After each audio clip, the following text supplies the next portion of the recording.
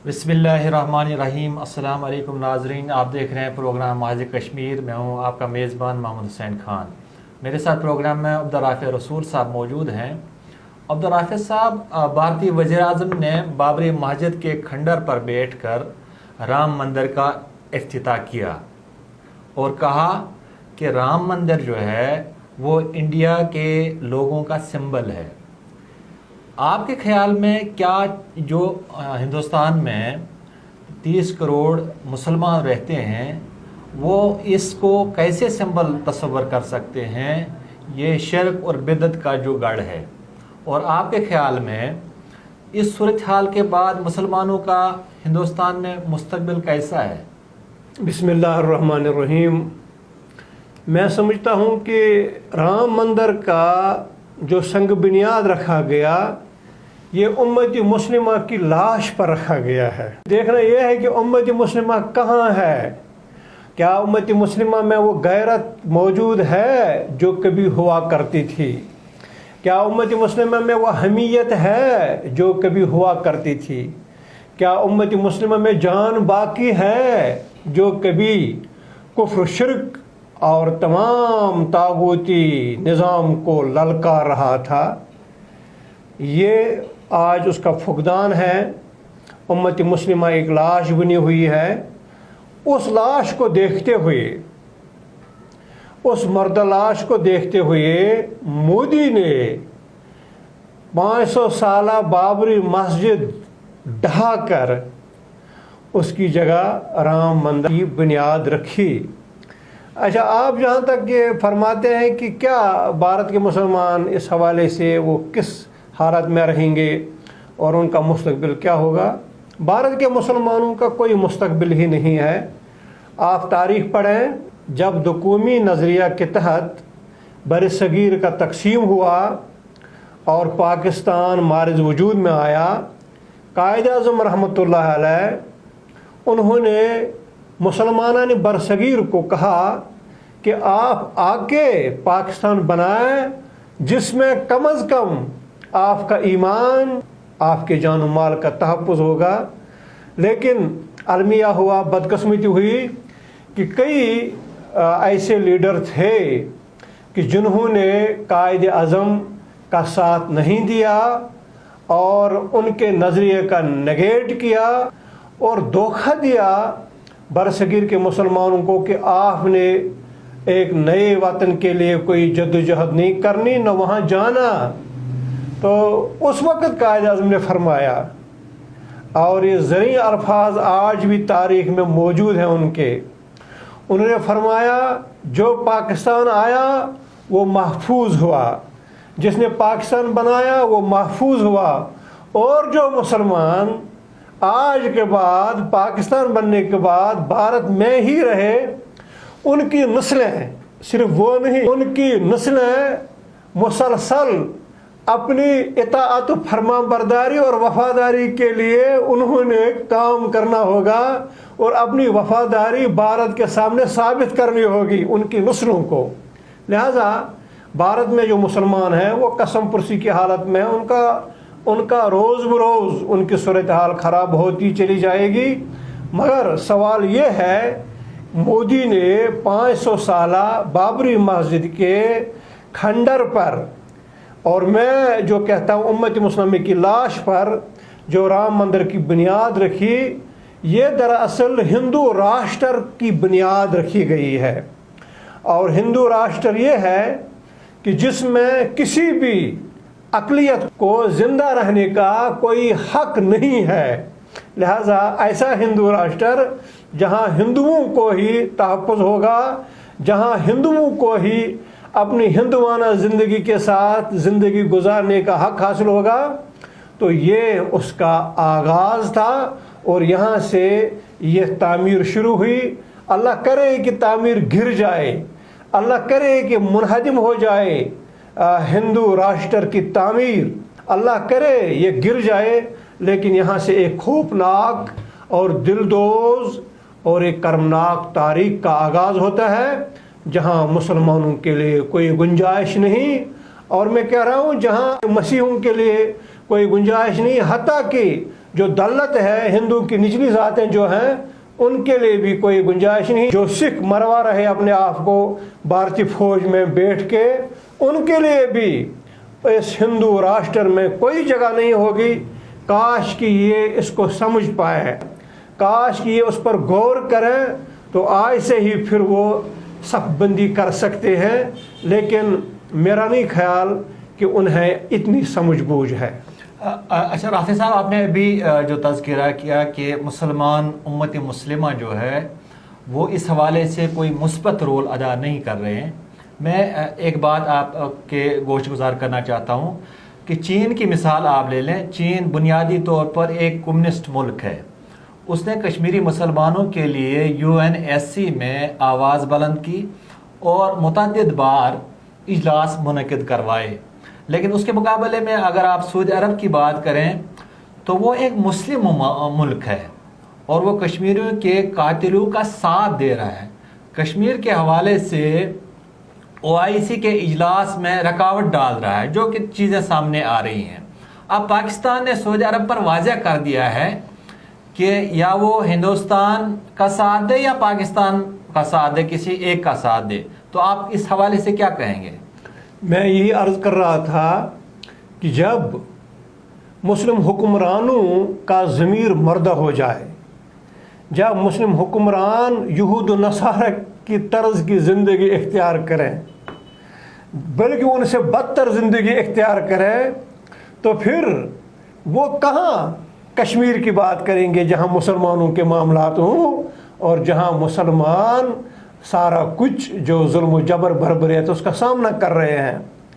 जब हुक्मरान मर्द ज़मीर हों, जब मुसलमान हुक्मरान यहूद नसारा के आले कार बन जाएं, तो फिर कहाँ वो फ़लस्तीन की बात करेंगे, फिर कहाँ वो मुसलमानों की बात करेंगे।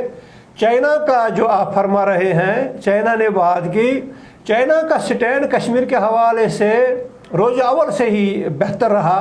वो मैंने एक प्रोग्राम में आपसे तज़किरा किया, जब 62 में चाइना इंडिया वार हुई तो उस वक्त भी चाइना ने पाकिस्तानी क़यादत को कहा कि आए, इस वक्त टाइम है, वक्त है कश्मीर की आज़ादी का। लेकिन चूँकि उस वक्त पाकिस्तान अमेरिका के साथ नथी था और ग़ुलामी में था, जो आज तक उस ग़ुलामी से हम नहीं निकल पाए, तो उन्होंने कहा कि हम पहले मशवरा करेंगे, अमेरिका से मशवरा किया। अमेरिका ने नहीं कहा कि नहीं, आपने इस जंग में नहीं उलझना, हम मुज़ाकरात के ज़रिए से टेबल सजा के आपके हवाले कश्मीर करेंगे। एक धोखे अजीम दे दिया, एक धजल दे दिया पाकिस्तानी क़यादत को। मेरे कहने का मकसद यह है कि 62 से लेकर ही चाइना कश्मीर के हवाले से ये कोशिश कर रहा है कि यहाँ से भारत का नाजायज़ और जबरी कब्ज़ा ख़त्म हो जाए और भारतीय तसल्लुत का खात्मा हो जाए। तो आज जो आप देख रहे हैं, बल्कि कई साल हुए हैं, गुज़श्ता कई सालों से चाइना हर फोरम पर कश्मीर की बात कर रहा है। UN में जो भी इजलास अभी मुनक़द हुए गुज़श्ता साल भी, आज भी जो कोशिश हुई है, ये सब चाइना की कोशिशें हैं। चाइना समझता है कि यहाँ जो भारत का जो कब्ज़ा, जबरी कब्ज़ा है कश्मीर में, ये जनूबी एशिया के लिए एक बहुत ही ख़तरनाक मामला है।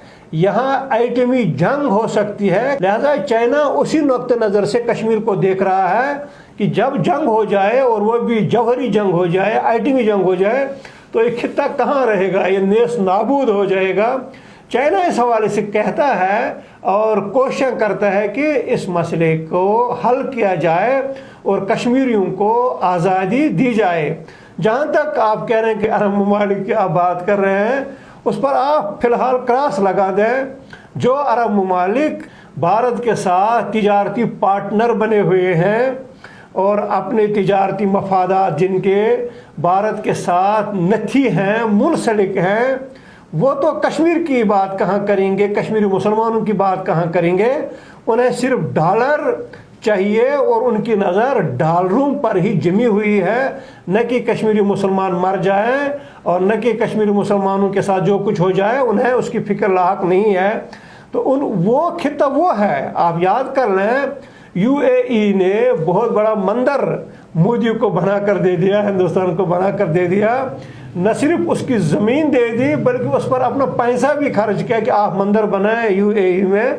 तो लिहाजा ऐसे ममालिक जिन्हें सिर्फ और सिर्फ डॉलर ही चाहिए, या जिनकी नज़रें सिर्फ और सिर्फ माली मफादात और डॉलरों पर ही हो, तो वो फिर इस्लाम, मुसलमानियत, इस्लामी अखुवत, इससे वो फिर दूर होते चले जा रहे हैं और ये नज़रिया जो है उनमें फिर ख़त्म हो जाता है। इस वक्त तमाम अरब ममालिक जितने भी हैं उनमें ये अखुवत इस्लामी का नज़रिया जो है वो मफकूद है, वो ख़त्म हो चुका है। हमारी तो दूर की बात है, हम ज़रा उनसे दूर हैं, लेकिन उनके पड़ोस में फ़लस्तीनी हैं।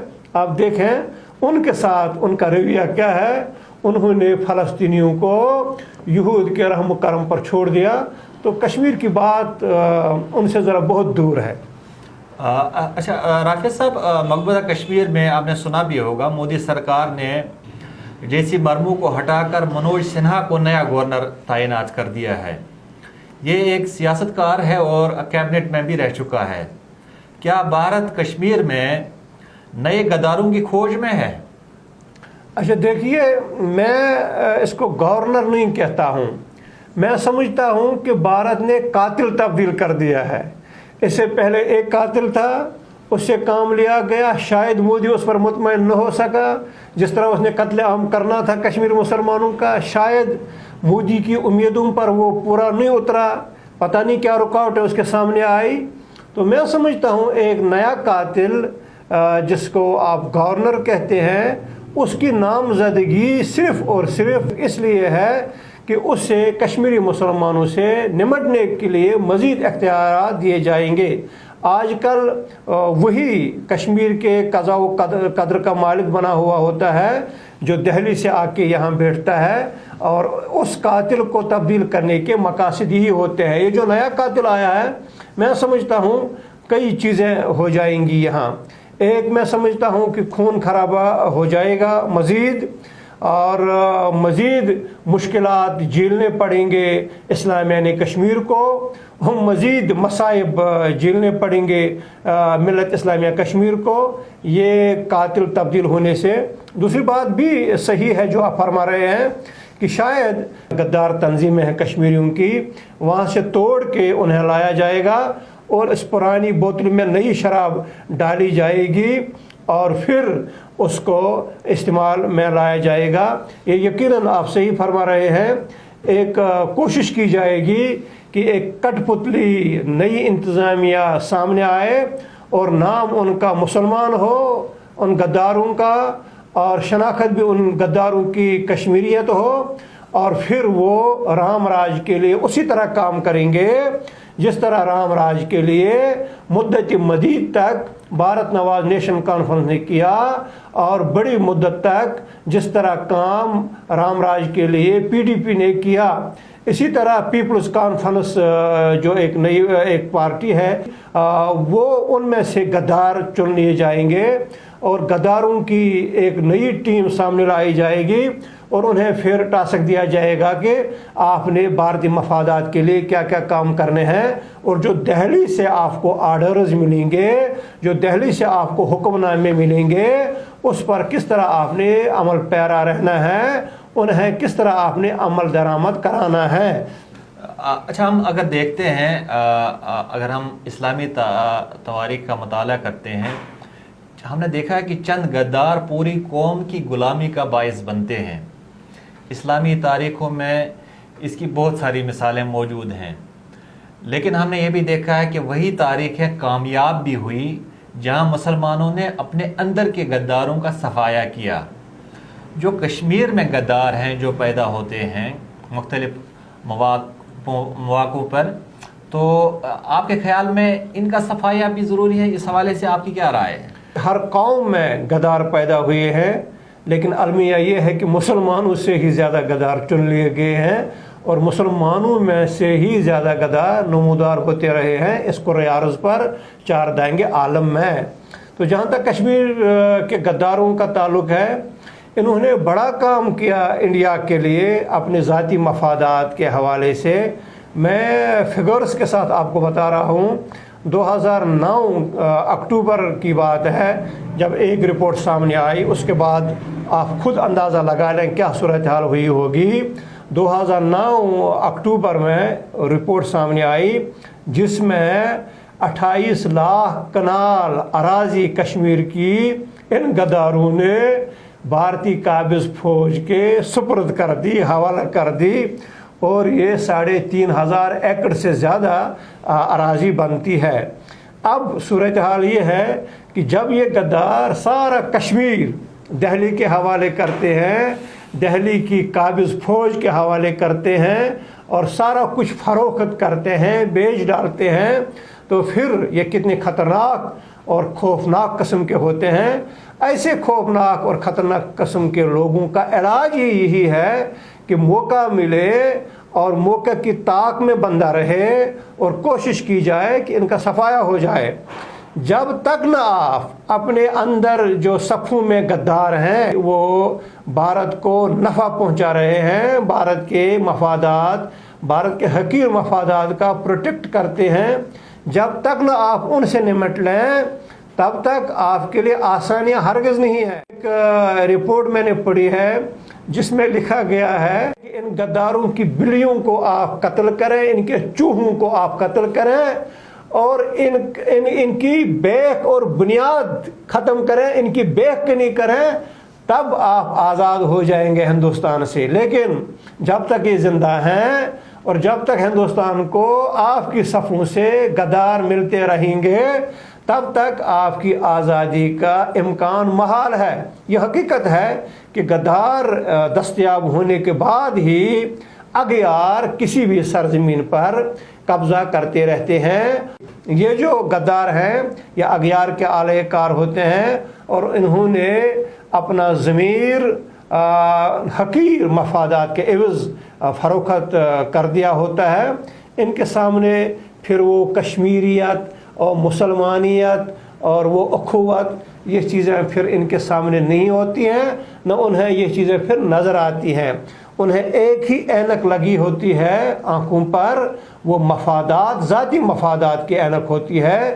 وہ ہر ایک کام اسی اینک سے دیکھتے ہوئے کرتے ہیں اور ستیہ ناش کرتے ہیں کسی بھی قوم کا اور فروخت کرتے ہیں کسی بھی قوم کو، جس طرح شیخ عبداللہ نے فروخت کر دیا قوم کو، قوم مسلم کو، قوم کشمیر کو. لہذا تب سے یہ غداروں کا سلسلہ چل پڑا.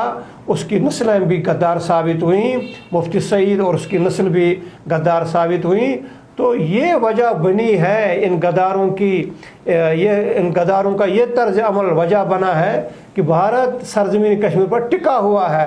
کاش اس سے یہ غدار نہ ملتے، کاش اسے سرزمین کشمیر سے غدار دستیاب نہ ہوتے، تو پھر آپ کی عزت اور آپ کی جان و مال محفوظ ہوتی اور پھر کب کا آپ کا الحاق دکمی نظریے کی بنیاد پر پاکستان سے ہوا ہوتا.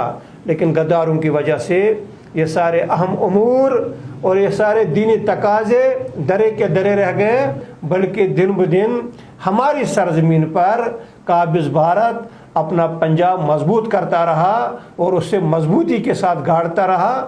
تو اس میں ان غداروں کا بڑا عمل دخل ہے. محترم ناظرین، 1 سال قبل مودی سرکار نے کشمیری مسلمانوں کو بندوق کے زور پر یرغمال بنا کر لاک ڈاؤن میں بند کر دیا تھا. اس لاک ڈاؤن کے آڑ میں بھارت نے کشمیری مسلمانوں کے خلاف ایسے گھناؤنے اقدامات کیے جو آپ کسی بدترین دشمن سے توقع کر سکتے ہیں. کشمیریوں کی اکانومی کو 40,000 کروڑ کا نقصان پہنچایا گیا. جموں کشمیر بینک کو دہلی کے تابع کر کے کشمیریوں کو سوچے سمجھے منصوبے کے تحت قرضے دیے گئے تاکہ کاروبار نہ ہونے کی صورت میں جو لوگ بینک کا قرضہ واپس نہ کر سکیں ان کی جائیداد کو غیر ملکی باشندوں کو آکشن کی جائے گی. سود اس کے علاوہ ہے. یہ مودی سرکار کی کشمیری مسلمانوں کے خلاف لینڈ گریب کی ایک اور سکیم ہے. لاکھوں ہندو انتہا پسندوں کو کشمیر کی ڈومیسائل فراہم کی گئی، بیوروکریسی میں اعلیٰ عہدوں پر غیر ریاستی لوگوں کو تعینات کیا گیا، کشمیر میں تمام تعلیمی ادارے، سیاحتی مقامات اور جتنے بھی اوقاف کے محکمے ہیں انہیں دہلی کے کنٹرول میں دیا گیا اور غیر ریاستی باشندوں کے حوالے کر دیا گیا۔ اس کے علاوہ جیلوں اور پراسیکیوشن کا نظام بھی غیر ریاستی باشندوں کے حوالے کیا گیا۔ کشمیریوں کی ہزاروں کنال زمین کو شاملات ظاہر کر کے غیر ریاستی باشندوں کو الاٹ کرنے کا پروگرام طے کیا جا چکا ہے۔ بھارت کی کشمیری مسلمانوں کے خلاف اس بدترین دشمنی کے باوجود بھی اگر کوئی غدار مودی سرکار کا حامی ہو تو اس کے ساتھ کیا سلوک کرنا چاہیے، یہ ایک اہم اور بنیادی سوال ہے۔ اس کے ساتھ ہی آج کے پروگرام کا وقت ختم ہوتا ہے، اجازت دیجیے، اللہ حافظ۔